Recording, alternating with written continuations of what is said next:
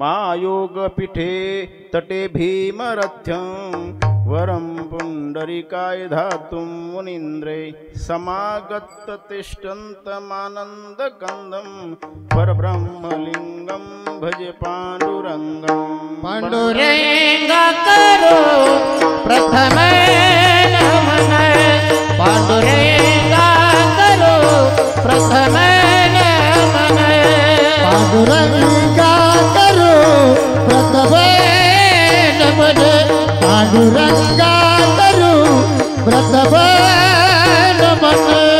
रे चरण संतानिया, रे चरण संतानिया, त्यांच्या कृपादाने कथेचा विस्तारो, त्यांच्या कृपादाने कथेचा विस्तारो।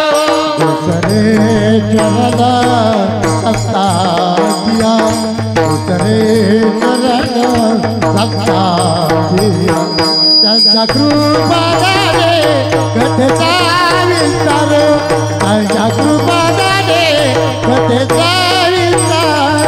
पांडुरंग करू प्रथम नमन, दूसरे चरण सत्ता दिया, त्यांच्या कृपादाने कथेचा विस्तार। बाबाजी सद्गुरुनाथ तुका, पांडुरंग करो प्रथम नमन, दूसरे चरण संतानिया, त्यांच्या कृपादाने कथेचा विस्तार। बाबाजी सद्गुरुदास तुकाराम। जयांचे केल्या स्मरण हो ये सकळ विद्येंचे अधिकरण, ते चिवंदू श्रीचरण श्री गुरूंचे ते नमस्कारोनी आता। ओम नमो ज्ञानेश्वर, ओम नमो ज्ञानेश्वर, ओम नमो ज्ञानेश्वर, ओम नमो ज्ञानेश्वर। करुणाकर दयाळा, करुणाकर दयाळा, तुमचा अनुग्रह लाभलो, हो पावन झालो चराचर। करुणा करा दयाळा, करुणा करा दयाळा, तुमचा अनुग्रह वाजलो वाजलो, पावन झालो चराचरे।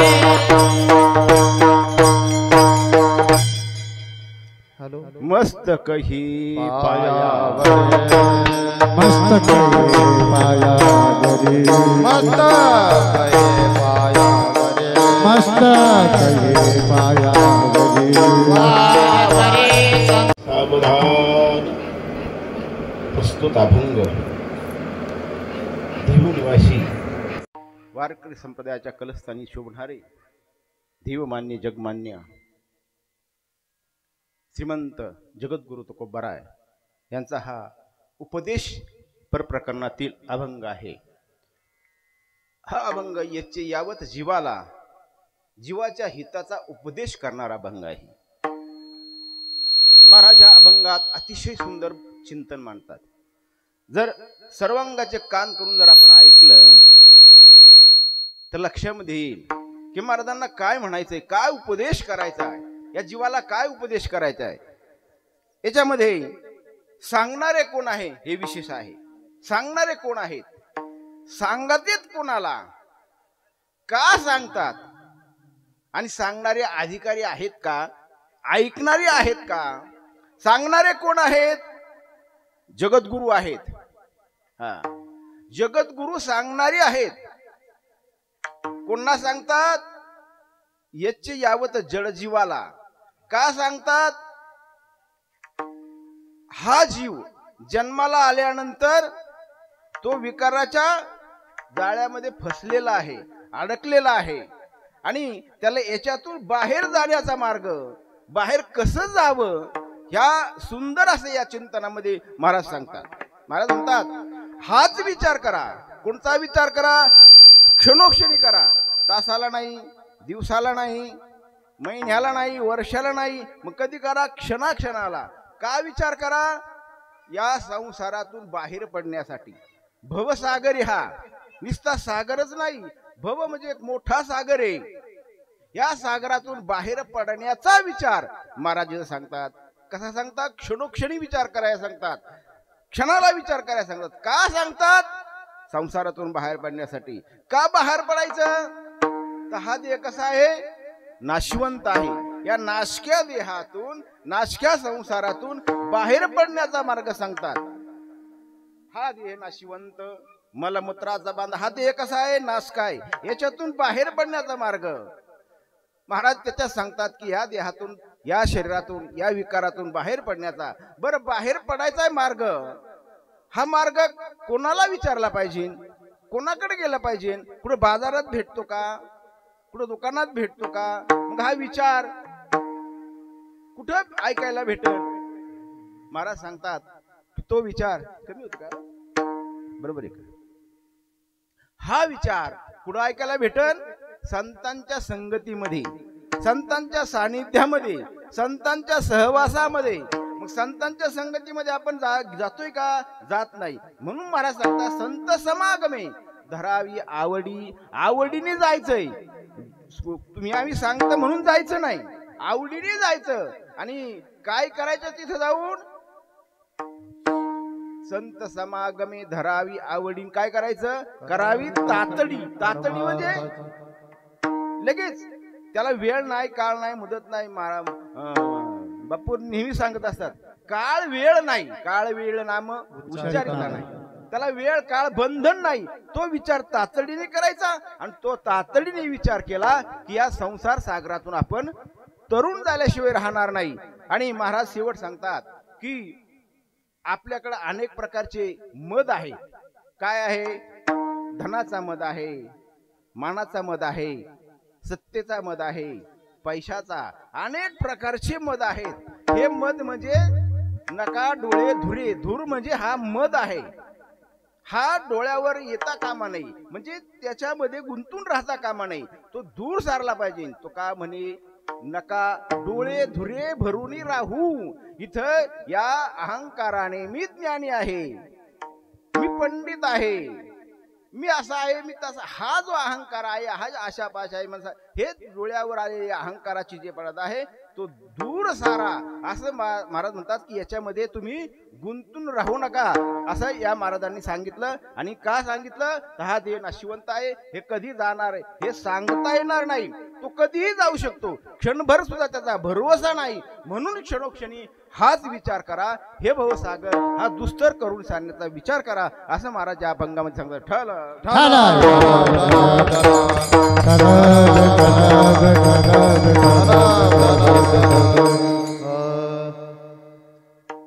प्रस्तुत हा कीर्तन रूपी जो इथं मोठा अट्टहासाने किम निमित्ताने हा कार्यक्रम आहे, सर्वांना श्रुत आहे. पण वक्त्याचं आद्य कर्तव्य आहे प्रस्तावना सांगण्याची. आज बरोबर 1 वर्षापूर्वी ज्यांच्या लक्षात राहत, कुठलाही कार्यक्रम असू द्या, लग्नाचा असू द्या,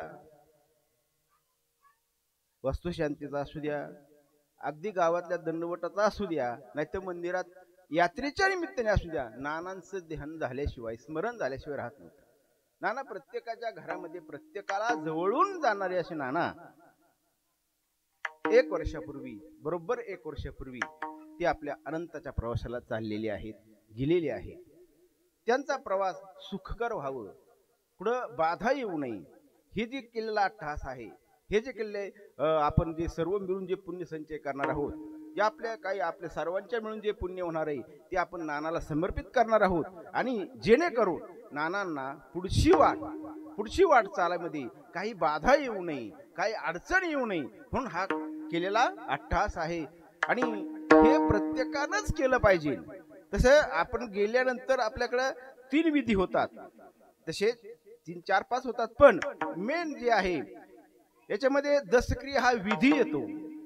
श्राद्ध 13वा हा विधी येत नाही, 13वा हे शास्त्र आहे.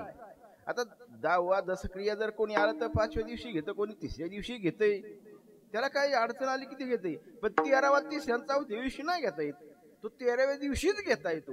तो 13वा विधी आहे, म्हणून 13वा विधी आहे.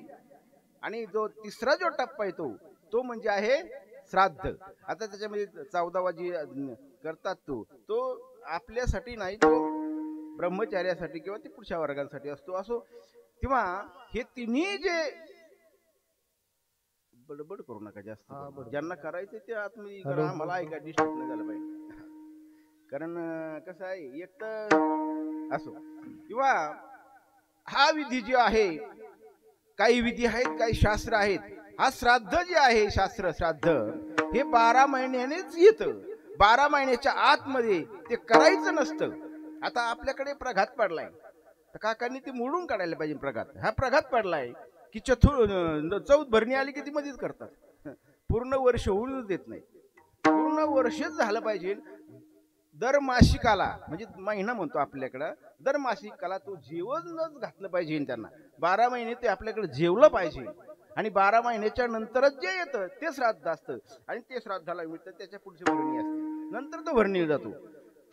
पण कसं आहे, आपल्याकडे तो प्रघात पडून गेला. असो तेव्हा हे येणारं जे आहे वर्ष श्राद्ध, वर्षांनी हे नानांचं आता श्राद्ध आहे. अतिशय नाना सर्वांच्या हृदयात बसणारी, सर्वांना मिळून मिसळून चालणारी, कधी अहंकार नाही, कधी कोणावर रागवली नाही, कधी कुठल्याच प्रकारची नाही. अगदी माणसाला धरून हे नाना आपलं आयुष्य व्यतीत केलं. नानांच्या जीवनामध्ये तसे 2 घटना अतिशय वाईट घडल्या. नाना हयात असताना त्यांची पत्नी सोडून गेली. ते दुःख वराला बाळगत असतानाच त्यांना एका मुलाच्या मृत्यूला सामोरं जावं लागलं. मुलगाही गेला योग. आणि राहिलेल्या नातवंड, राहिलेली जी आपली मुलं आहेत, त्यांच्यासाठी नानाने खूप कष्ट केलं. त्यांना संपूर्ण कष्ट करून आपलं असणारं जे काय आहे वैभव कमवून त्यांच्या स्वाधीन केलं. आणि नाना आपल्या अनंताच्या प्रवासाला निघून गेले आहेत. विठ्ठल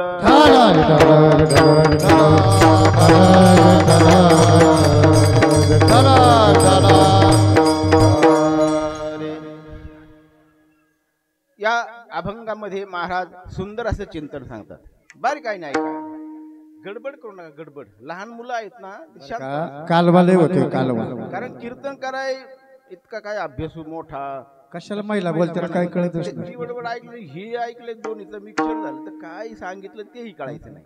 म्हणून थोडं कीर्तन काय 1 तासात आटोपतं घेतो मी, जास्त लांब होत नाही, काय नाही. महाराज सांगतात या अभंगामध्ये विचार करायला सांगतात. काय विचार करायला सांगतात? एक 3 प्रकार पडलेले आहेत. एक आहे भोग प्रधान, एक आहे विचार प्रधान, आणि एक आहे कर्म प्रधान. आता याच्यामध्ये भोग प्रधान जे आहेत त्याचे म्हणजे पशु पक्षी जे काय असतील ते भोग प्रधानामध्ये मोडतात. पशु काही विचार करत नाही, पशु पाप पुण्यही जाणत नाही. पशु काय पाप पुण्य जाणते, पशु काय पाप पुण्य जाणते, उत्तम मध्यम भोग भोगेते, उत्तम मध्यम भोग भोगेते, काही उपजाताचे मरते, काही उपजाताचे मरते, बैरांते होते पांगुळ मोके, बैरांत होते पांगुळ मोके, आभरंग होती पागळ होते, आभरंग होती पागळ होते. पशु काय पाप पुण्य जाणते, उत्तम मध्यम भोग भोगते, काही उपजाताचे मरते, बैरांत होते पांगुळ मोके, पशु काय पाप पुण्य जाणते, उत्तम मध्यम भोग भोगते, काही उपजाताचे मरते, बैरांत होते पांगुळ मोके.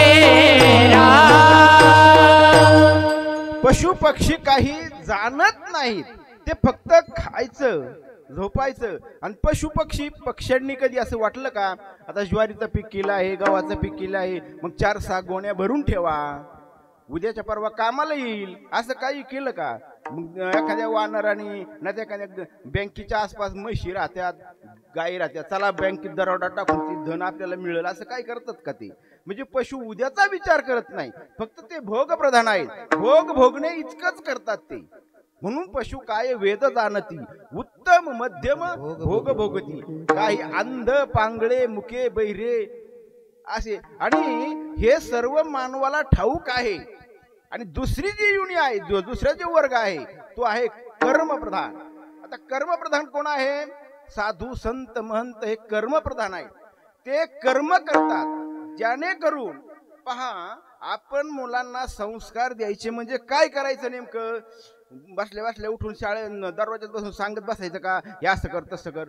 तुम्ही जसं वागता, तुम्ही जसं चालता तसं तुम्ही राहता, त्याच्या अनुषंगाने अनुकरण करणारे लहान मुलं असतात. पहा तुम्ही, अनुकरण प्रिय मुलं असतात. मग घरामध्ये जर जे काय असेल, एखादं सिगरेट ओढत असेल, एखादं बिडी ओढत असेल आणि तो बाहेर बसल्याने सांगितलं, राजू इकडे ये, एवढी बिडी पेटून आण. राजू रोज बिडी पेटवायचा जातो. राजू म्हणतो हे रोज बिडी पेटवायसाठी बिडीमध्ये असं काय आहे, पेटून नेतात. मग तो एक झुरका मारतो, धूर निघतो. दुसऱ्या दिवशी राजूला त्याची आवड लागते, म्हणजे राजू व्यसनाधीन बनतो. त्याला कारण कोण आहे? ही काय अनुकरण प्रिय आहे. म्हणून साधू महंत संत हे अनुकरण आहेत, ते स्वतः करतात. हा अनुभव आले ते या या जगाला देतात, ते अनुभव आलेले. महाराज सांगतात मी आधी करून दाखवलं आणि मग सांगितलं. हा अगोदर संत करत असतात. पहा तुकोबारायांचं गोड सिद्धांत समर्थांचा बी आहे. एकदा समर्थ काका सांगतात, कधी कधी काका म्हणतात, एकदा समर्थांनी एका बाईच्या अंगणामध्ये उभे राहून भिक्षा मागितली. म्हणजे गेले भिक्षांदेही भिक्षांदेही म्हटल्याबरोबर माता बाहेर आली. त्यांनी पाहिलं समर्थ आलेले आहेत म्हणून त्यांनी समोर एक शेजारी तिचा मुलाला धरलं आणि हाताला धरून बाहेर आणलं. आता समर्थांनी ते पाहिलं, त्या मुलाकडे पाहिल्याबरोबर ती म्हणली, समर्थ तुम्हाला पाठवून तेवढी मी भिक्षा देते, काय असेल ते देते, पण एक माझं काम करा, एक विनंती आहे. समर्थांनी सांगितलं, सांगा काय विनंती आहे? म्हणजे हा मुलगा आहे ना, हा काय खातो? गुळ खातो. याला गुळ खायचं तेवढं बंद करा.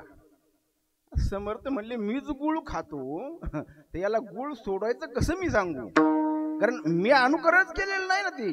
समर्थ त्यांनी सांगितलं, बाई ठीक आहे. मग बाई आतमध्ये भिक्षा आणण्यासाठी गेलेली आहे, तोपर्यंत समर्थ निघून गेले. बाई बाहेर आली, पाहते समर्थ कुठे गेली? ती धरली आलेली स्वामी कुठे गेले? ती बरंच वेळ पाहिलं, काय आलीच नाही. कंप्लीट 1 वर्षानं परत त्या जाग्यावर समर्थ आले आणि परत सांगितलं भिक्षांदेही. बाई बाहेर आली, म्हणले अरे वर्षापूर्वी हेच स्वामी आले होते आणि यांना मी सांगितलं होतं माझा मुलगा गुळ खातो, म्हणून त्यांना सांगितलं. ते 1 वर्षानं इथं आले. त्यांनी बाईनी विचारलं, का हो तुम्हाला 1 वर्षापूर्वी सांगितलं होतं मी माझ्या मुलाचा गुळ खायला, तुम्ही भिक्षा येईपर्यंत तुम्ही निघून गेला. स्वामींनी सांगितलं मीच गुळ खात होतो, 1 वर्षभर आधी गुळ सोडला मी आणि आता मला अधिकार प्राप्त झाला तो की तू गुळ खाऊ नको. मग महाराज सांगतात आमच्याकडे अधिकार आहे. मग अधिकार वाणी संत सांगत असतात. मग अधिकार वाणीने संतांनी सांगितलं क्षणोक्षणी हाची. हा मग संत कसे आहेत? कर्म प्रधान आहेत. ते कर्म करतात स्वतः. हा कर्म करून सांगतात. इथं आपलं कोणी नाही हे सांगतात, स्वतः सांगतात.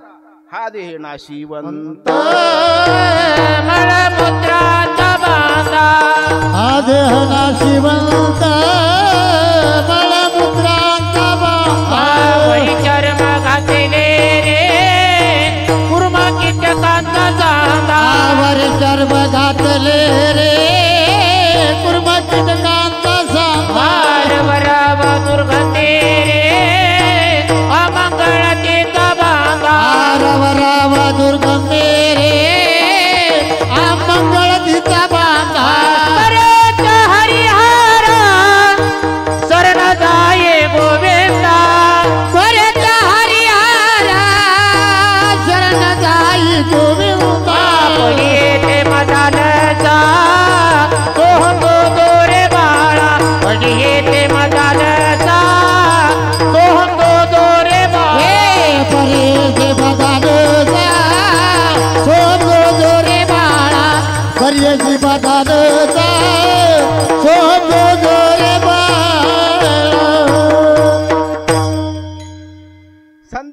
सांगितलंय हा देह नाशिवंत आहे, हा जाणार आहे आणि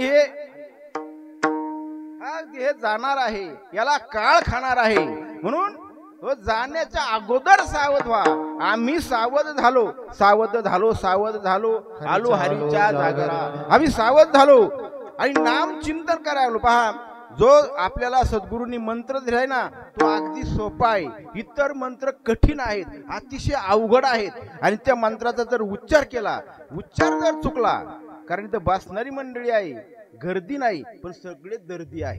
आणि कुठं बी जर पटर येऊन खाली गेलो तर मात्र अपघात होण्याची दाट शक्यता आहे. त्यामुळे पटरी चुकता कामा नाही. समोर कोण बसलाय हे माझ्याही लक्षात आहे. हा, गर्दी नसली चालेल, पण दर्दी आहे, म्हणजे आमची परीक्षाच आहे एक थोडं असो. तेव्हा संतांनी काय सांगितलं, मंत्र जपायचा, पण कुठला? आपल्याला आपल्या भागाचं वैभव आहे किंवा आपलं भाग्य आहे की असे सद्गुरू आपल्याला या परिसरात लाभलेले आहेत. कारण इतर जे मंत्र आहेत ना ते अतिशय कठीण आहेत. दोनच, एक उघडा मंत्र आणि हा दिलेला मंत्र सर्वात सोपा आहे. म्हणून सोपा मंत्र जपा. विठ्ठल विठ्ठल मंत्र हा सोपा, किंवा रामकृष्ण हरी हा उघडा मंत्र दिलाय. हा मंत्र आणि सद्गुरूंनी दिलेला जो मंत्र आहे तो अंतर्निष्ठ मंत्र आहे आणि तो उद्धारक मंत्र आहे. त्याने आपण तिथपर्यंत जाऊन पोहोचतो, पण आपण त्याचं कधी चिंतन करत नाही, त्याच्याकडे डोकवत नाही. तेव्हा संत हे कर्मप्रधान आहेत. महाराजांनी स्वतः कर्म करून दाखवलं. 14 दिवस बसले, 14 दिवशी दान वस्ती केली. 14 दिवस वस्ती केली. कुठे? भामगिरी पठारा. सर्प विंजू अंगाशी झुंबू जे लागले, पिडू लागले. सर्प व्याघ्र विंचू, पण त्याच्यामध्ये महाराजांनी चिंतन सोडलं नाही. म्हणजे अगोदर काय केलं त्यांनी? कर्म केलं. साधू हे कर्म करत असतात. साधूंचं कर्म सांगू. साधूंचं एक नदी वाहती आणि त्या नदीमध्ये सकाळच्या वेळेस अर्ध देण्यासाठी साधू गेलेले आहेत. त्याच नदीमध्ये एक विंचू वाहत चाललेला आहे. साधूंनी पाहिलं त्या विंचावाकडे. साधू म्हणले, अरे हा विंचू वाहत चाललेला आहे, हा थोड्या वेळामध्ये मरण पावन. म्हणून साधूंनी काय केलं?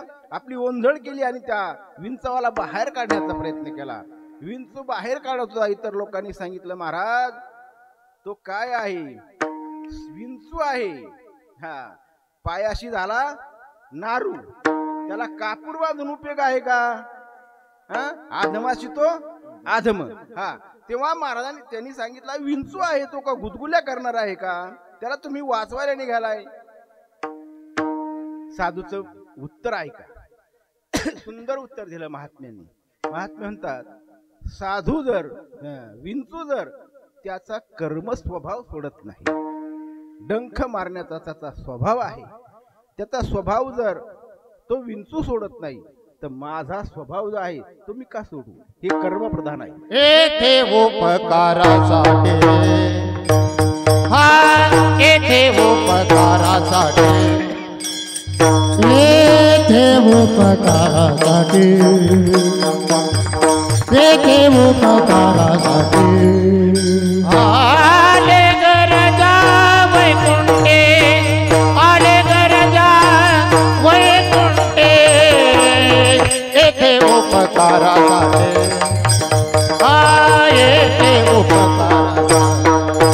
आले गरजा वैकुंठे, आले गरजा वैकुंठे, येथे उपकारासाठी,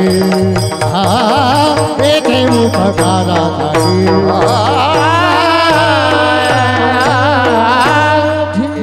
टाळी वाजवा. ते समजलं तर वाजवतात ना. गंधर्व रत्न आहेत. गायन गान कोकिळा आपल्या परिसराचं भाग्य आहे. राहूचे कांबळे महाराज अतिशय सुंदर गातात. कुतवळ महाराज, पुरंदराचं वैभव आहे, बारामतीचं वैभव आहे, अतिशय सुंदर. कुलाळ महाराज, वा. विशाल महाराज पवार, अतिशय सुये. इतकी मंडळी सुंदर आहे ना, काय त्यांचं दाद दिली पाहिजे त्या कलेला. असो, तेव्हा कर्म प्रधानामध्ये या बसा बसा बसा खाली बसा. कर्मप्रधान, साधू संत महंत कर्मप्रधान आहेत. पशु पक्षी भोगप्रधान आहेत. भोगप्रधान त्यांचा भोग करतात, इतर काही खात नाही. आणि भोगप्रधानामध्ये जे पशु पक्षी आहेत ते आपलं जे खाद्य आहे ते दुसऱ्याचं सुद्धा खात नाही. या या विठ्ठल विठ्ठल माऊली ज्ञानेश्वर महाराजांची जय. गोपाल कृष्ण भगवानाची जय.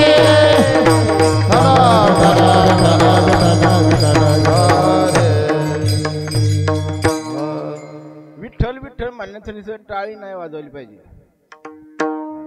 टाळी वाजवायची पण मुखी नाम हाती टाळी मोक्ष येई. साक्ष बहुतांची आहे म्हणून नुसतं असं नाही करायचं. मुखाने विठ्ठल म्हणते. विठ्ठल हा मंत्र आहे.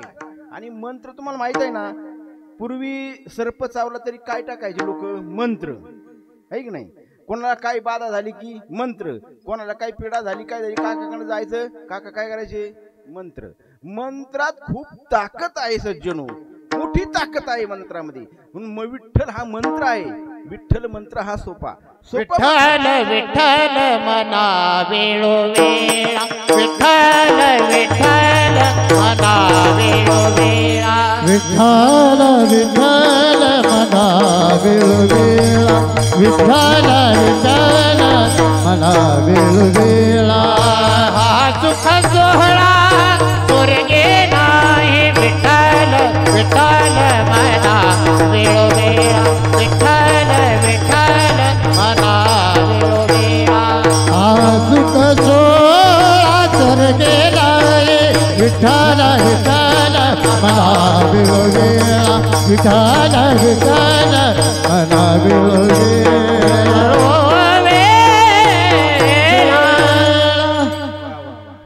विठ्ठल हा मंत्र सोपा आहे आणि सर्वांना सहज म्हणणार आहे. म्हणून टाळी वाजवी. मी ज्यावेळेस विठ्ठल विठ्ठल म्हणून त्यावेळी तुम्ही विठ्ठल विठ्ठल म्हणा. आणि विठ्ठल काय म्हणलं तरी काय नुकसान नाही होणार, काय फायदाची. आणि माणूस काय फायदेशिवाय काही करत नाही. आणि विठ्ठल मंत्र म्हणला की फायदाची असो. तेव्हा 2-3 वर्ग सांगतोय तुम्हाला. पहिला वर्ग आहे तो भोगप्रधान आहे, तो फक्त भोग भोगतो. दुसरा वर्ग आहे तो कर्मप्रधान आहे. साधू संत महंत हे कर्मप्रधान आहेत, ते कर्म करून सांगतात, स्वतः अंगे ते बराबर इतरांना सांगतात. आणि तिसरा वर्ग आहे तो आहे विचार प्रधान, विचार करतो. आणि ज्याच्याकडे विचार नाही तो कोण आहे ते तुम्ही समजा, नाही. विचार प्रधान आहे. म्हणून महाराजांनी सांगितले पहिल्या चरणामध्ये, सनुक्षणे हाती करावा विचार, सनुक्षणे हाती करावा विचार, सनुक्षणी हाती करावा विचार, सनुक्षणी हाती करावा विचार. रावया पार भवते तो, रावया पार भवते तो, नाशिवंत देह जाणार सकळ, नाशिवंत देह जाणार सकळ. तरवया पार भवती तरवया पार भवती नाशिवंत देह जाणार सकळ, नाशिवंत देह जाणार सकळ. अतिशय सुंदर आणि सोपा अभंग आहे, सहज लक्षात येणार आहे. काय सांगतात महाराज? क्षणोक्षणी, क्षणाक्षणाला. तसा पाठा क्षणाक्षणाला आहे, क्षणोक्षणी नाही, क्षणक्षणा. क्षणाक्षणाला विचार केला पाहिजे. काय विचार केला पाहिजे? काय विचार केला पाहिजे? काय विचार करण्याचं काय प्रयोजन आहे? कारण हा विचार जर केला तर आपण हा दुस्तर असणारा हा संसार तरुण जाणार आहोत. बरं, संसार तरुण जायचा हा विचार करायचा म्हणजे कोणता विचार करायचा? घरदार बायका पोरं यांना त्यागायचा विचार करायचा का? महाराजांनी हे सांगितलंच नाही. मग संसार कोणचा त्यागायला सांगितलाय? माऊली तर सांगतात अवघाची संसार सुखाचा करीन. मग संसार कोणचा? माऊलींना तर काय काय आहे माऊलींना, पण कुठला संसार सुखाचा करायचा आहे? तर असणारे जे संसार जो आहे तो आतमध्ये आहे, आत संसार आहे. त्याला नाश करायचा आहे. तो आतमध्ये त्याला म्हणजे हे नाही करायचं. जसं काड्याची पेटी आपण खिशामध्ये ठेवतो, जर ती मनाने पेटती का? मग काड्याची पेटी सुरक्षित कशात आहे? त्या पेटीमध्ये आहे त्या काड्या. तसे विकार जे आहेत ते सुप्त आहेत, पण ते आपल्याला विचलित करतात. त्यांच्या पाठीमागे जायचं नाही. याला संसार म्हणतात. आणि हा संसार काय करतो? आपल्याला परत परत जन्माला घालतो. परत जन्माला यायचं, परत मृत्यू पावायचं, परत आईच्या गर्भामध्ये यायचं, परत ते किती वेळा जन्मा यावे नित्य भावे भजित, नित्य भावे भजित, नित्य भावे भजित. किती वेळा जन्मा यावे नित्य भावे भजित, मनवोनी जीव झाला शरण गेला विठ्ठला. काय सुंदर प्रमाण आहे. किती वेळा जन्म यायचं? काय जन्माला काय? अहो, याच्यामध्ये ना आपला एक समज झालाय की जन्माला आल्यानंतर फक्त कायचं खायचं, पियायचं, कमवायचं आणि मरायचं. आणि मग जे तर पशु जे करतात की पशु तेच करतात ना. आहार, भय, मैथुन, निद्रा, हे तो समसमान. आहार, भय, मैथुन आणि निद्रा हे त्यांना बी आहे. मग आपल्याला नाही असं काय विशेष आहे? आहार आपल्याला आहे, भय आपल्याला आहे, मैथुन आपल्याला आहे आणि निद्रा तर सर्वांनाच आहे. मग हे चारही जर अवस्था त्यांना आहेत, आपल्याला आहेत, त्या अवस्थेच्या आपण जर पलीकडे गेलो नाही तर आपण पशुतन आपल्यात तरी काय फरक आहे? मग आपल्याला विशेष 14 गुण आपल्याला विशेष आहे. विचार प्रधान आहे. आपण विचार करण्याचा आपल्याला गुण आहे. विचार केला पाहिजे. कुठला विचार केला पाहिजे? मग म्हशी कधी विचार करतात का? चला आता इथं कीर्तन आहे, आता किती गाया बसलेल्या आहेत, रवंत करतात, शेळ्या आहेत, मेंढ्या आहेत, त्या म्हणलेत का चला बाबा आता कीर्तन चाललेलं आहे, श्राद्धाचं कीर्तन आहे, चला जीवनाचा काहीतरी उद्धार होण्यासाठी जाऊन बसावं? ते नाही विचार करू शकत. ते भोग प्रधान आहे. मग आपण विचार प्रधान असताना जर विचार करत नसोल, आपल्याला ठराविक काळापर्यंतच हे मिळालेलं आहे.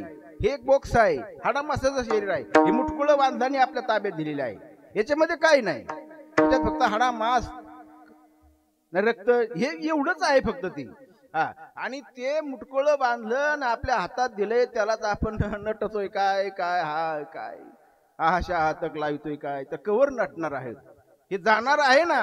देह कसा आहे? जाणार आहे. देह जाणार, देह जाणार जाणार,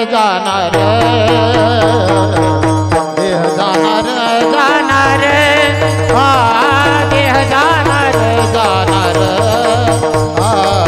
देह जाणार जाणार, देह जाणार जाणार,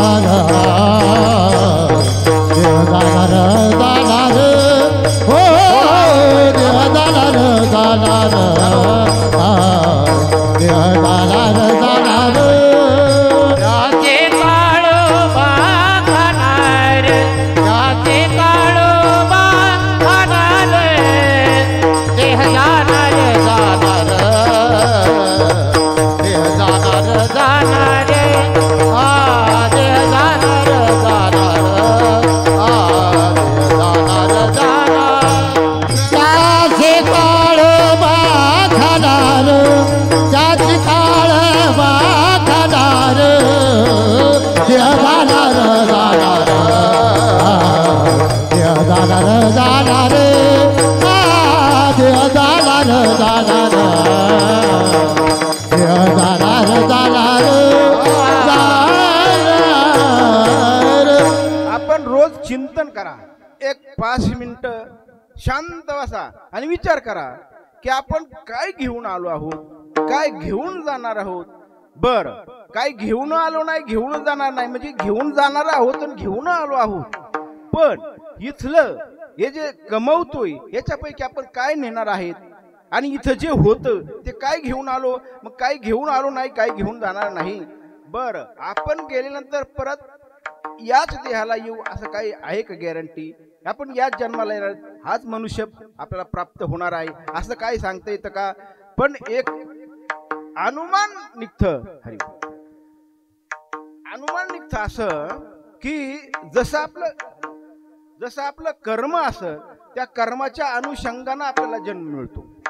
कर्माच्या अनुषंगाने म्हणजे आपले जसे कर्म केलेले आहेत त्या कर्माच्या याने आपल्याला जन्म मिळतो. आपण कुठलं कर्म केलेलं आहे? केले कर्म झाले त्याची भोगाले, केले कर्म झाले त्याची भोगाले, केले कर्म झाले त्याची भोगाले, केले कर्म झाले त्याची भोगाले.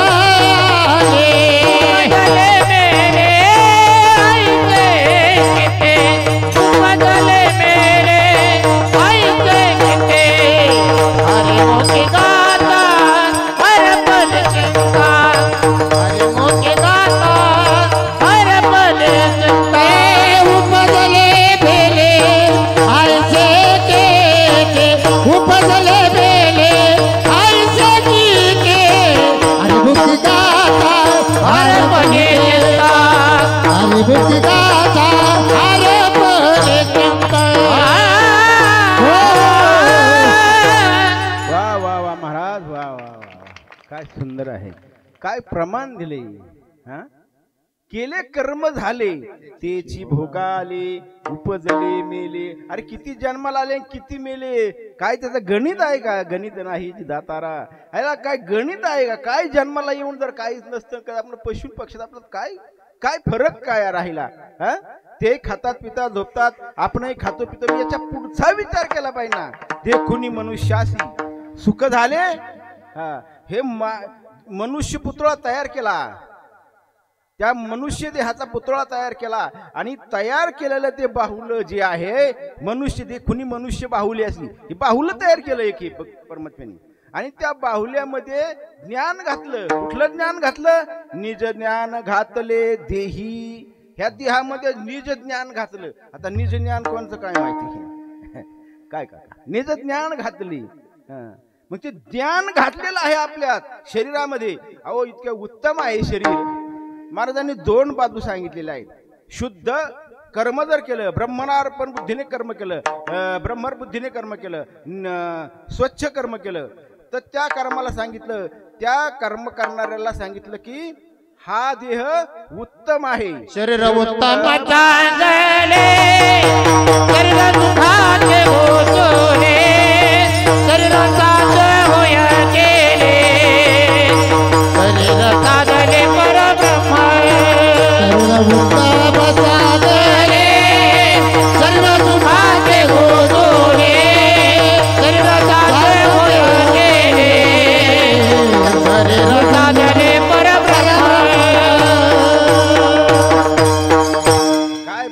महाराजांनी सुंदर दिलं. काय आहे प्रमाण? शरीर उत्तम चांगले. अहो चांगलं शरीर आहे, पण कसं चांगलं आहे हे नीट ऐका. शरीर उत्तम चांगले, शरीर सुखाचे घोसुले, पण शरीरा साध्य केले होय परब्रह्म. ह्या याने परब्रह्म होता येत, पण सोहम जोदो रे बाळा. मदरसाचं ऐकायचं. मदरसाचं कोणी वाचत असणार काहीच वाचू नका. माझं जास्त मत काका काही नाही वाच. गीता ज्ञानेश्वरी भागवत नका वाचलं. मदरसा रोज वाचला ना आणि नाथांची चिरंजीव पद तरी उद्धार झाल्याशिवाय राहणार नाही. मदरसाने का उपदेश केलेला आहे तो जरी मदरसा वाचला ना तरी आयुष्याचं गणित सुटत. इतका सुंदर आईने केलं उपदेश आहे बाळाला. आपल्या आई काय बाळाला उपदेश करतात, काय तो उपदेश आहे का काय सांगतात हेच काय कळत नाही. हे नाशिवंत आहे. काय सांगते आई मुलाला? सांगती हा देह नाशिवंत आहे, मल मूत्राचा बांधा आहे बाळा. याला कृमी कीटकांचा रवरव ठिकठिकाणी रवरव दुर्गंधी आहे. अमंगळ रे त्याचा बांधा. स्मरेत्या स्मरण कर. कोणा? हरिहरा. हरिहरा म्हणजे काय? हर. जो आपला रोज दर्शनाला जातो ना तो हर आणि हरी एकच नाण्याच्या दोन नावे. हरिहरा स्मरे त्या हरिहरा शरण जाये गोविंदा. काय सुंदर चिंतन आहे. आपण शरण कोणला जातोय? आपले पार ढिले झाले. ठीक आहे बाव खडं एक जागेवर नाही राहिलो, ऑपरेशन करून त्याला जागे आणतोय परत ते काम करायला येतोय. कवर काम करणार ते तरी. आणि इतकं सुंदर चिंतन सांगितलं महाराजांनी, या शरीराचा न धरी भरवसा, ओल्या मातीचा काय धरी रे मानसा, डोळे चिरी व चांगली, डोळे रेखीव सुंदर आहेत कमळासारखे, डोळे चिरी व चांगली, नाक सरळ चांगली, येऊनी हनवटी मिळाली. हे नाक सरळ चांगलं आहे पण ते कुठे येऊन भेटत वय दात गेल्यानंतर वय झाल्यानंतर पहा ना हे बरोबर कुठे येतं असं, आणि ते नाक तिथे येतं. गंगा यमुना संगम ते समुद्रात होतो इतकं ते होतं. डोळे चिरी व चांगली पण रद्दपणी सरकाळेरे झाली. डोळे एकदम सुंदर चांगले आहेत, डोळे चिरी व चांगली, वृद्धपणी सरकाळेरे झाली. नाक सरळ चांगले, येऊनी हनवटी मिळाली, ओल्या मातीचा भरोसा काय धरी रे मानसा. अरे याचा काय भरोसा धरून बसले तुम्ही. याच्या जर गरजा पुरवायला गेले ना, काय सांगावं याच्या गरजा. एक गरज पुरवायला गेली तर अनेक गरजा त्याच्या पाठीमागे धावत येतात. एक गाडी दिसली, काय छान गाडी आहे, मग ती मला पाहिजे, ती मिळवण्यासाठी म्हणजे शृंखलाच आहे. आणि शृंखला पाठीमागे लागली. महाराजांनी सुंदर गोड प्रमाण दिलं. गोड प्रमाण सांगतात, काम क्रोध लोभ शून्य पाठी लागले ओढाळ, काम क्रोध लोभ शून्य पाठी लागले ओढाळ. कवनामी शरण जाओ दृष्टी द्यायला निरमळा, कवनामी शरण जावो दृष्टी द्यायला निरमळा. धर्म जागोच दैवाचा देव पर उपकारे, अंधारा दृष्टी देतो त्याचे नाव देव चाले. धर्म जागोच दैवाचा देव पर उपकारे, अंधारा दृष्टी देतो त्याचे नाव देव चाले. काय लागले पाठीमाग. आपल्या पाठीमागे आपले कोणी लागलेले नाहीत. आपल्या इथं कोणी वैरी नाही, कोणी मित्रही नाही. हे एकदा सुटली ना कुडी, संपला विषय, परत नाही. परत भेटी नाही म्हणजे नाहीच. किती 8 तास करा तुम्ही, किती 8 तास करा, परत नाही. तुम्हाला भेटी आत्ताच. याच देवी घडे देवाचे भजन आणि काय हे ज्ञान, नाही. हे ज्ञान कुठंच नाही सज्जन हो. म्हणून हे ज्ञान इथंच आहे. म्हणून याच्या महाराजांनी सांगतात की का याच्यामुळे काय लागले, काय लागले पाठीमाग. काम लागलाय, क्रोध लागलाय, लोभ लागलाय, अशा मनसात हे सगळे विकार पाठीमाग लागलेले आहेत. आणि याचे हे सोडवण्याला याला संसार म्हटलेला आहे. नामे संसारी हा संसार आहे, क्रोध हा संसार आहे, लोभ हा संसार आहे, आशा हा संसार आहे, मनष्णा तृष्णा कल्पना वासना हे सर्व हा संसार आहे. हा त्यागला ना, अहो सगळे चांगलेच आहेत, सगळे भगवंताचेच लेकर आहोत.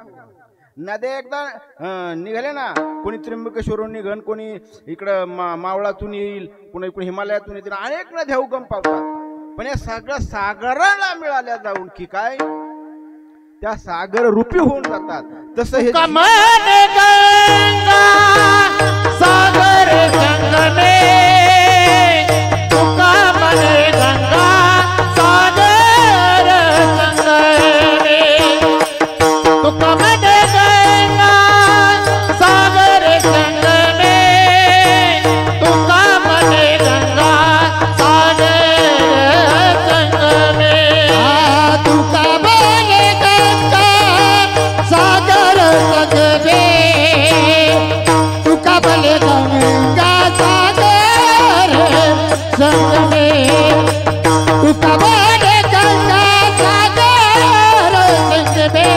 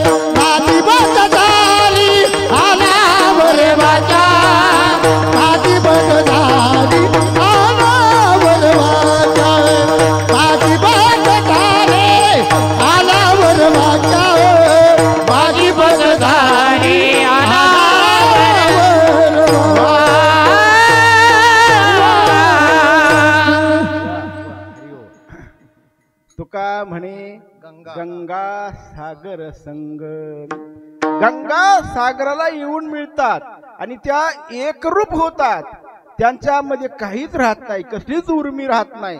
हे का मी मोठा आहे, मी श्रीमंत आहे, मी गरीब आहे, मी सत्ताधीश आहे, मी अहो इथं काहीच नाही सज्जन हो, काही नाही तर. हा या उपाध्या सगळं सुटले जातात. हा एकदा सागराला मिळाल्यानंतर. पण सागराला मिळेपर्यंत हा हे सर्व आहे. मग सागराला, कुठल्या सागराला? भगवत स्वरूपनेला, म्हणजे आपलं स्वस्वरूप जे आहे त्या स्वरूपाशी. हे रूप आहे, हे दिसतं, हे सर्व रूप आहे, पण स्वरूप वेगळं आहे. मग त्या स्वरूपात जाऊन मिळणं हे आपलं खरं जन्माला येण्याचं सार्थक आहे. आपण त्या स्वरूपाला जाऊन मिळालं की संपला, विषय झाला.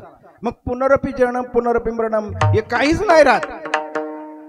जननी जठरे शयनम खलदुस्ता हे काहीच नाही राहत. काय यायचं जायचं, संपला विषय. आणि हाच तर खरा परमार्थ आहे. याच्याकरता आपण जन्माला आलो. म्हणून हा देह जे आहे हा नासका आहे. आणि या नाशिवंतासाठी देवासभेसाठी पाळीत असे. याच्यासाठी काही काही मंडळी, एक असा प्रसंग आमच्या ज्योतिर्कर महाराजांनी मला सांगायची. अरे म्हणले एक महात्मा भगवंताचं नित्य दर्शन करायला जायचं. नित्य दर्शन करण्यासाठी गेल्यानंतर तो एकदा दर्शन करून बाहेर येत होता. तिथे एक राजा आला. राजाने पाहिलं, अरे हा रोज भगवंताचं दर्शन करतो, रोज पूजा अर्चा करतो. प्रसन्न झाला राजा. राजाने एक भरजरीत शालू त्याला देऊन टाकला. शालू दिला राजाला. राजाने शालू दिल्याबरोबर त्या महात्म्याने तो शालू अंगावर घेतला, परिधान केला. अतिशय आनंद झाला त्याला. तो घरी गेला आणि दुसऱ्या दिवशी तो शालू नेसून, तो जे पित्तांबर आहे तो नेसून मंदिरामध्ये आला. पण मंदिरामध्ये आल्यानंतर खाली पाणी होतं, जरा थोडंसं चिखल होता, थोडासा हे झालेला, पाऊस झालेला. त्याला वाटलं आपण जर भगवंताला साष्टांग दंडवत घातला ते संपूर्ण पित्तांबर भरेल. मग कसं काय? मग खाली वाकून त्याने नमस्कार केला भगवंताला. आपण नाही करत माग, सर्व माग आणि हात पुढं करतो, जणू काय देवाला भेटवाले असो. आणि असं झाल्याबरोबर दर्शन करून बाहेर आला आणि त्याला चिंतन सुरू झालं. अरे रोज आपण साष्टांग दंडवत घालतो, याचा सांग पूजा करतो, आणि आज हा आपल्याला दिसणारा पित्तांबर, याच्या आपला हा आड आलेला आहे. मग आड आलेला आहे ना, याच्यामुळे आपण दर्शन करू शकलो नाही. मग तो दुसऱ्या दिवशी एका शेतकऱ्याकडे गेला.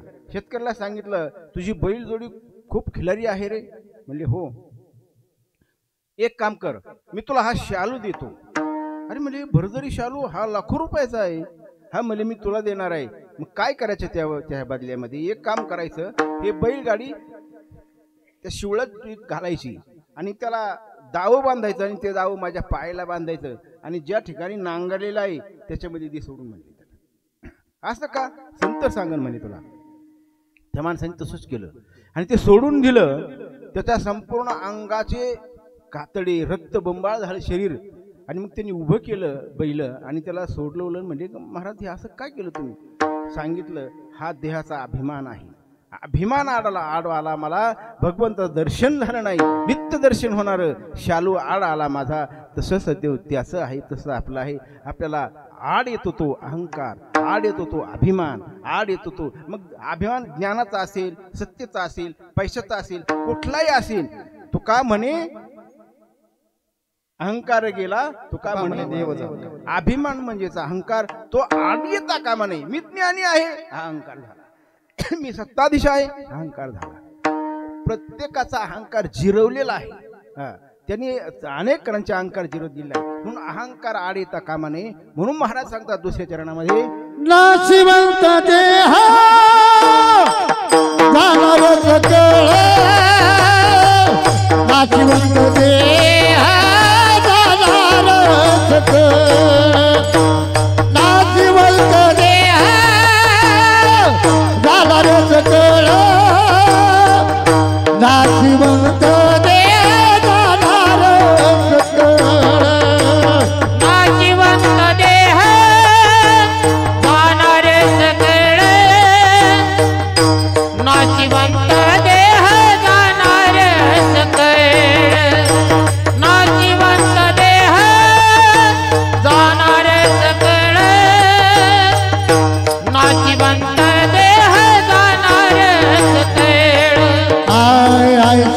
खातो काळ सावधान आयुष्य खातो काळ सावधान आयुष्य खातो काळ सावधान आयुष्य खातो काळ सावधान नाशिवंत देह साधारण वेळ नाशिवंत देह साधारण नाशिवंत देह साधारण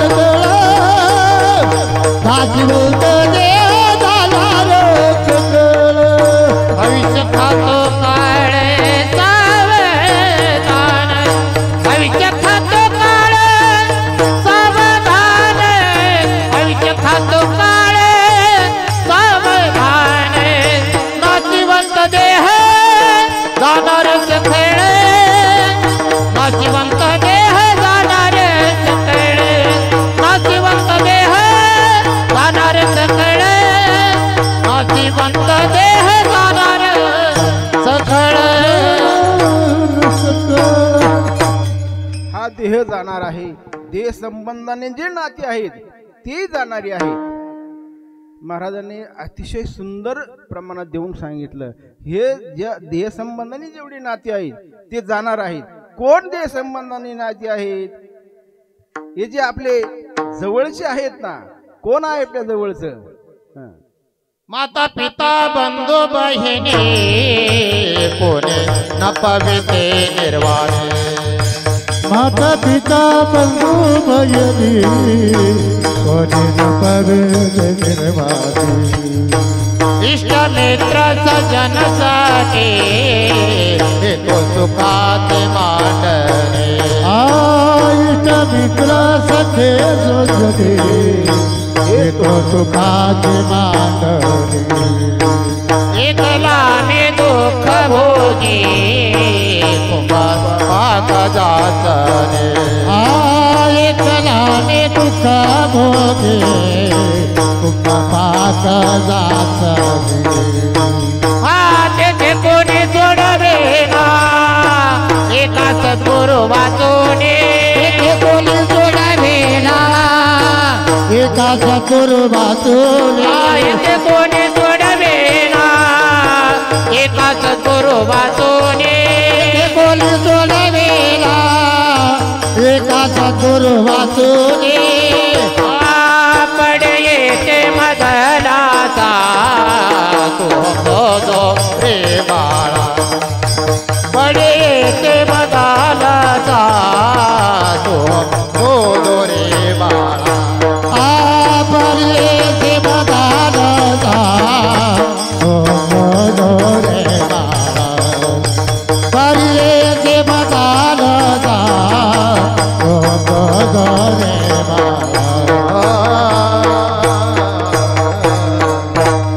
वा, सुंदर प्रमाण आहे. अरे हे कोणी निर्वणीला कोण आहे? तिथं जाळायला नेल्यानंतर किती जण थांबतात तिथे? माता पिता बंधू बहिणी कोणी न पविती निर्वाणी स्वजन इष्ट इष्ट मित्र सजन सखी हे सुखाची मांडणी. हे सगळं दिसते नाही, मांडणी आहे सुखाची. पुढचं प्रमाण तर अति सुंदर सांगतात एकला महाराज. मी दुःख भोगी कुंभ पाक जाचा कुंभपाक करतो का? कुंभपाक, कुंभपाक तो त्याच्यामध्ये जर पडलं ना, थोडक्यात आपण कल्पना करा, लोखंडाचा रस, ताप्त रस केला आणि त्या रसात उभं करायचं, काय वाटेल? मग एकाला मी दुःख भोगी, एकट्यालाच भोगावं लागतं. इथं सगळ्यांसाठी करायचं. ते उड रात्र दिवस म्हणतो. म्हणजे मी सुद्धा माझ्या पोराचं कसं होईल, नाताचं कसं होईल, भावाचं कसं होईल, बहिणीचं कसं होईल, हे सगळं केलं पाहिजे मला. अरे बाबा काय करतो? ज्याच्या त्याचं कर्म जे तो घेऊन संघ आलेला आहे आणि तोच त्याचा कर्म तो त्याला जबाबदार आहे. इथं कोणी नाही जबाबदार याला. महाराज सुंदर सांगतात, धन दारा पुत्र जन सर्व मिथ्या आहे. हे सर्व मिथ्या आहे. हे उगा आपण लटकन म्हणतोय माझं माझं माझं, आपलं काही नाही सज्जनो. हे विचार करायचा आहे. म्हणून या देहा संबंधाने असं सगळे कोणाचा विचार करू नका. एकल्यालाच दुःख भोगावं लागतं.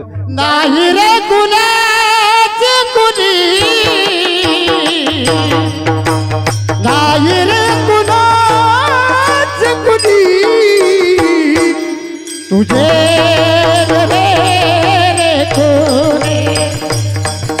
तुझे नवे कोणी नाही रे कुणाचे कुणे नाही रे कुणाचे कुणे तुझे नो हे कुणे तुझे नो हे कुणे बहीण कुणाची भाव कुणाचा कोण कुणाचे सगळे सोयरे मेल्या मागे सर्व राहिले तुटतील जागे दोरे नाही रे कुणाचे कुणी नाही रे कुणाचे कुणी तुझे नवे कोणी तुझे नवे कोणी नाही रे कुणाचे कुणे नाही रे कुणाचे कुणे तुझे नो हे कुणे तुझे नो हे कुणे आपण फक्त म्हणतो तिथे गेल्यावर काय नाही बाबा कोणाचं कोण नाही काय नाही कुठपर्यंत तिथं असेपर्यंत आणि तिथून एकदा निघालं की जाऊ द्या मग सगळ्यात जायचं एक दिवस. अरे एक दिवस जायचं हे खरं आहे पण जाण्या अगोदर विचार प्रधान आहे ना. विचार केला पाहिजे का नको. मुलांना संस्कार दिले पाहिजे. तुम्हाला सांगू का एक मुलगा शाळेत जायचा आणि शाळेतून एक दिवस त्याने एक पेन्सिल चोरून आणली. आईला सांगितलं आई बघ मी पेनच आणली. आई म्हणली बरं झालं दे ठेव. म्हटलं बरं आहे. दुसऱ्या दिवशी त्याने कंपास चोरून आणली. आई म्हणली बरं झालं दे ठेव. तिसऱ्या दिवशी दप्तरच चोरून आणलं. आई म्हणली बरं झालं पुढच्या दिवशी दप्तरच घ्यायला नको. बरं केलं जाऊ दे म्हणली. मग त्याला वाटलं हे बरं आहे बरं का. मग तो हळूहळू करता करता एक दरोडेखोर झाला आणि मग ते काय बँकच लुटायला लागला. मग काय बरं का बेटी महाराज बँकच लुटायला लागला. तुमच्याजवळ बँक आहे तिथे याला घेऊन बँक. मग त्याला धरलं कोणी पोलिसांच्या ताब्यात सापडला. धरलं पोलिसांनी. पोलिसांनी नेलं आतमध्ये कारागृहात टाकलं. न्यायाधीशांनी त्याला शिक्षा सुनावली मरेपर्यंत फाशी. आणि फाशीच्या तख्ताजवळ आल्यानंतर त्याला विचारलं तुझी शेवटची काय इच्छा आहे. काय इच्छा आहे सांग आम्हाला. काकाला माहिती आहे. विचारलं म्हणले मला आईला भेटायचंय फक्त एकदा आईला भेटायचंय. म्हणलं ठीक आहे. आईला बोलून आणली केली समोर. एक म्हणले नाही मला आईच्या कानात काहीतरी सांगायचंय. ठीक आहे म्हणले जा. जवळ नेली आईच्या. मग आईच्या कानात सांगायचं त्या कानात नाही सांगितलं. आईचा कान धरला दाताने तोडूनच काढला. आई म्हणली अरे काय केलं ही जर तो मला माझा कान असा पहिलेच चोट धरला असता ना तर आज मला फाशीला जावं लागलं नसतं. हे संस्कार आहेत. मुलांना संस्कार देणं म्हणून मद्रासा याचं 2 प्रमाण देत महाराजांनी आपल्या मद्रासा परब्रह्म करून ठेवलं. अनेक माता अशा आहेत की त्यांना परब्रह्म करून ठेवलं. शिवाजी राजांना जाऊन किती वर्ष झालं आज मातेचे. एका मातेने संपूर्ण जगतात तिन्ही लोक उभारीला ध्वज तिन्ही लोकावरी. छत्रपती राजांना छत्रपती जर कोणी केला असेल तर ते मातेने केलेलं आहे. म्हणून माता हे आपल्या अपत्याची खरी गुरु आहे. म्हणून माता पिता हे आता हे नारायण महाराजांनी हे जे मुलं संस्थेमध्ये आहेत ना आता 12 महिने होतील पुढं पण आज त्यांच्या आई वडिलांची प्रतिक्रिया ऐका. वडील समोरच बसलेले आहेत. ऐका त्यांची प्रतिक्रिया. त्यांना इतका अभिमान वाटतोय. नाही माझा मुलगा डॉक्टर झाला नाही वकील झाला नाही मोठ्या पोस्टवर गेला अजिबात चिंता नाही पण माझा मुलगा हरिभक्त झाला ना. सांगू का तुम्हाला एक आपल्या घरामध्ये एक माळकरी असला ना एक माळकरी जरी घर सुजलाम सुजलाम व्हायला काही वेळ लागणार नाही. स्वर्ग मानल्याशिवाय राहणार नाही. म्हणून घरामध्ये एक तरी मुलगा आपला माळकरी पाहिजे. घरात स्वर्ग होईन सज्जनो स्वर्ग. हे काय घेऊन बसली या धनाचा न धरी विश्वास जैशी तरुवर छाया या हरी भजना विना तुझे जन्म जाते वाया. काय या धनाचा धनाची या पाठे कळी काळाचा लाग म्हणून या संग त्यागा त्याचा. याच्या मागे जाऊ नका. धन काय आहे. पूर्वी इथलेच मंडळींना विचारा 50-50, 100-100, 150-150 एकर जमीन होती.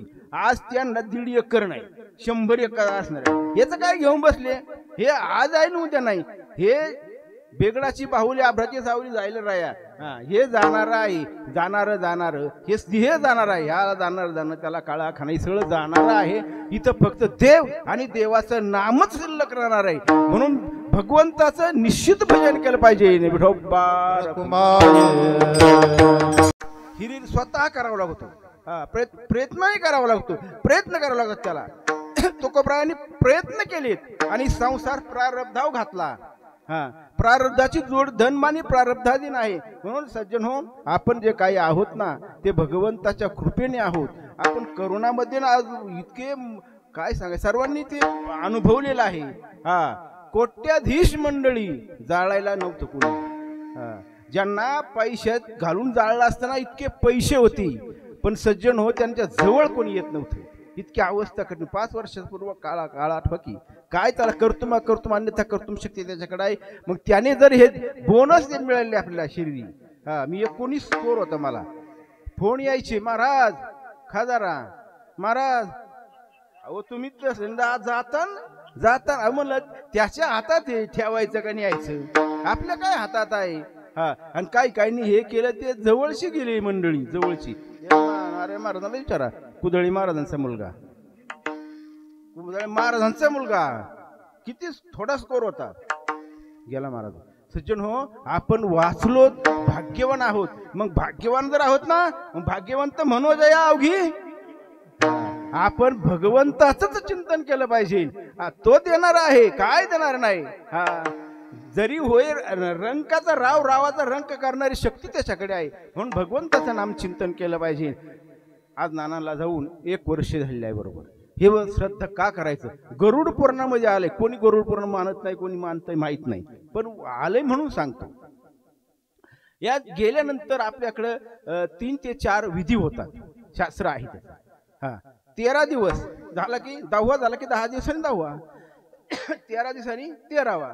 आणि 13 दिवसाच्या नंतर हा आत्मा जीवात्मा हे सोडून निघतो. हे गाव तोपर्यंत असतो, गावामध्ये त्याच्या घरामध्ये या परिसरामध्ये तो 13 दिवस हिंडत असतो. 13 दिवसाने इथून तो सोडतो.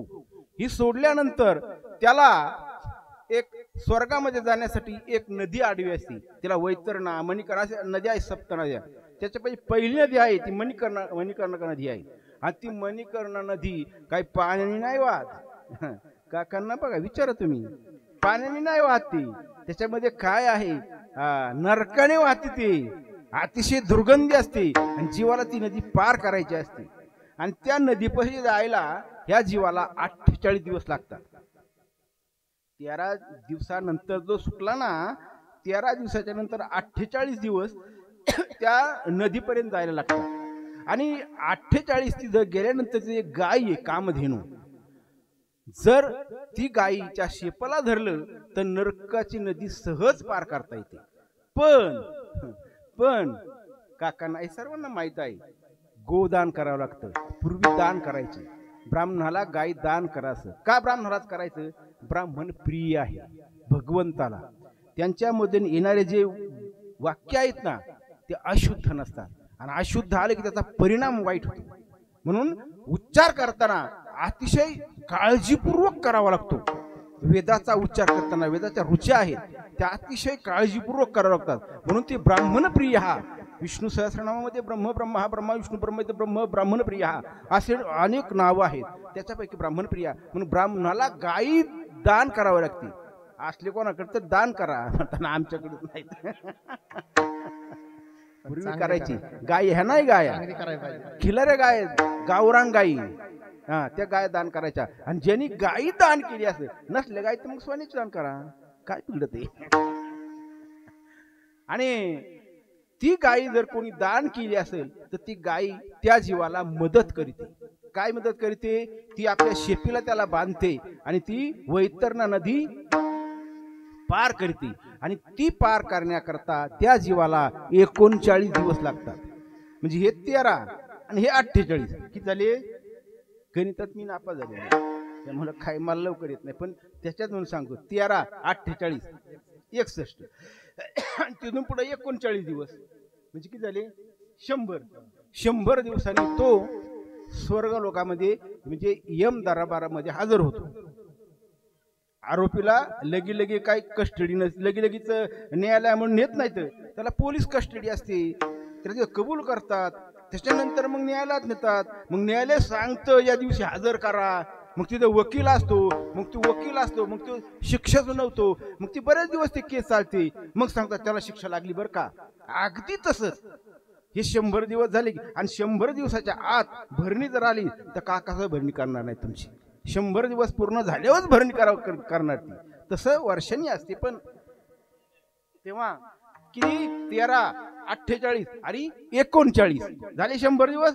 100 दिवसांनी हा जीवात्मा यम धर्मामुळे हजर होतो आणि त्याला यम धर्म तिथे एक वकील आहे आपला सरकारी वकील. कोणचा वकील आहे? चित्रगुप्त. गुप्त चित्र जो ठेवतो तो. आणि हे आपण तुम्ही काही करा ते गुप्त राहतात, ते सांगायची काय गरज नाही. जनासी काय पोसावे मनासी पोसा, काय केलं ते लगेच सांगत. तसं मग तो चित्रगुप्त त्याचा केस चालवतो. ती केस 265 दिवस ते निकाल चालतो. 265 जो निकाल लागतो मग त्याला शिक्षा. मग काय शिक्षा?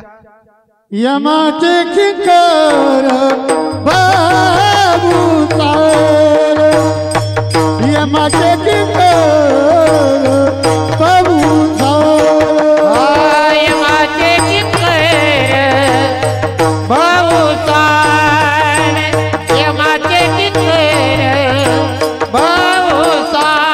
अमृत तोडीत तोडीतील तूर, अमृत तोडीत तोडीतील तूर, यमाचे किंकर बाबू सार, यमाचे किंकर बाबू सार. मारती तोडीती तोडीती निष्ठुर, यमाचे किंकर बाबू सार, यमाचे किंकर बाबू सार. आणि 265 दिवसांनी निकाल लागतो. कुठं जायचंय ते एक युनी. हा गाढव झाला मर, परत गाढव झाला मर, परत गाढव. असं किती वेळा? एक युनी कोटी फेरा. नामदेव महाराजांनी सांगितलं, मी माझ्या घरातलं नाही सांगत किंवा काकांनी सांगितले म्हणून सांगत नाही, हे नामदेव महाराजांचं प्रमाण आहे.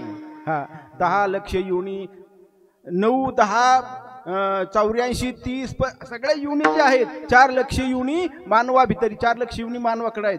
काय आंधळी जन्मत येत, काही पांगळे जन्मत, काही मुख्य जन्मत येत, काय हे 4 लक्ष युनी आहेत परत त्याच्यामध्ये. आणि मग तो निकाल लागतो आणि तो निकाल लागला की त्याचा तो प्रवास सुरू होतो. आणि ते 265 हे 100 किती झाले? 365. आज 365 बरोबर दिवस झाले. नानाला निकाल लागलेला आहे. ते त्यांच्या पुढच्या प्रवासाला सुरू झाले आणि पुढचा प्रवास त्यांना सुखकर व्हावा म्हणून केलेली जी सेवा आहे, मग त्या 3 प्रकारच्या सेवा होते. एका आता काकांनी केला तो यज्ञ, दुसरा जो अध्याय तो उदरवर्णनो हे जाणीजे तो यज्ञ, आणि तिसरा जो आहे हा नाम यज्ञ आहे. या नाम यज्ञ त्यांच्यापर्यंत पोहोचतात आणि ते केल्या गेल्यानंतर नानांना पुढचा प्रवास सुखकर होतो. आणि सुखकर झाल्याचा त्यांना काही दुःख बाधा येत नाही आणि ते प्रसन्न झाले की मग काय पितर संतुष्ट होती. इच्छा इच्छिती सर्व काळ. तुका म्हणे पेत्रो आशीर्वाद देते, तुका भले पेत्रो आशीर्वाद देते, कल्याण इच्छिती सर्व काळ, कल्याण इच्छिती सर्व काळ, कल्याण इच्छिती सर्व काळ, कल्याण इच्छिती सर्व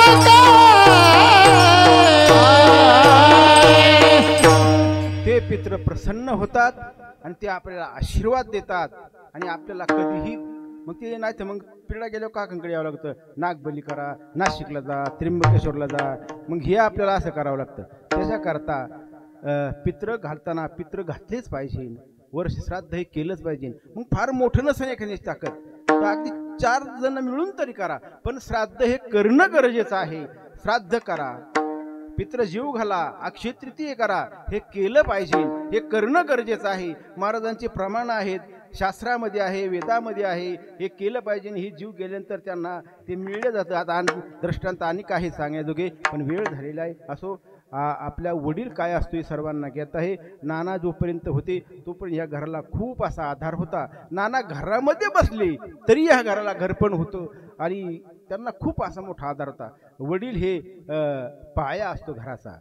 आई हे वरचं वैभव आहे, छप्पर आहे. आणि आज जे राहणारे आहे सावलीला, ते आम्ही आपण सावलीला राहतो. म्हणून आई वडील घरा जी आहे ते पाया आहे, ते आहे. म्हणून वडील स्वतःची पुरवंडी, आपली पुरवंडी वाळवण्या आणि मुलाचं सगळं वैभव पाहतो तो फक्त वडील.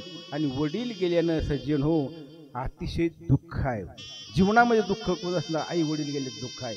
हा, पत्नी गेली, त्या माणसाला विचारा त्या जीवनामध्ये काय दुःख असतं. सुना किती असू देऊ गोऱ्या गोमट्या, सुनांना काय घेऊन बसला. तुम्ही म्हणताना आमची सून येऊन बसली, ती म्हणून काय सांगत आहे, खरं आहे काय नाही काय म्हणते. पण कसं सांगू तुम्हाला, सुनांचं काय नाही. स्वतःची पत्नी, ती पत्नी सेवा करणारी पत्नी असते. आजारपणामध्ये साथ देते, फक्त पत्नी साथ देते. आजारपणामध्ये कोणी साथ देऊ शकत नाही. पत्नी ही पती सेवा, पत्नीची साथ दिली पाहिजे. पत्नी ही शेवटपर्यंत आपली साथ देत असते. म्हणून वडील घराचं अस्तित्व आहे. हे वडील जे आहे जोपर्यंत आहेत तोपर्यंत आपल्याला या जगामध्ये कसलंही संकट आलं त्याला तोंड देण्याची ताकद फक्त वडिलांकडे असते. म्हणून वडील ह्या जीवनामध्ये सर्वस्व आहे. म्हणजे आई वडिलांची सेवा कार्य केली पाहिजे. कारण महाराजांनी सांगितलेलं आहे, कोणा तीर्थयात्रेला जायची गरज नाही, सकळ तीर्थांची धुरी जी एका यांच्या सेवेचे केलं शरीर लोणकी जे आपल्या कातळ काढलं ना आणि त्याचे जोडे केले ना तरी आईवडिलांचे ते ऋण फिटणार नाही. म्हणून आईवडिलांचं ऋण फिटायचा काही प्रयत्न करू नका, पण त्यांची सेवा करा. आणि त्याला लागतं काय रे, आईवडिलांना काय लागतं, फक्त 2 शब्द गोड एवढंच लागतं, काही लागत नाही. तुम्ही जेवला का, तुम्ही बसला का, बरं आहे का, झोपला का, बस जाताना म्हणायचं आई चाललो, बाबा मी चाललो. जेवण केलं का, जेवण करा.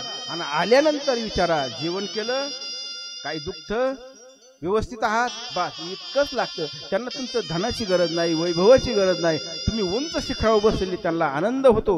म्हणून आई वडील आपल्या सर्व सुखाचे आगर जे आहे ते आई वडील आहेत.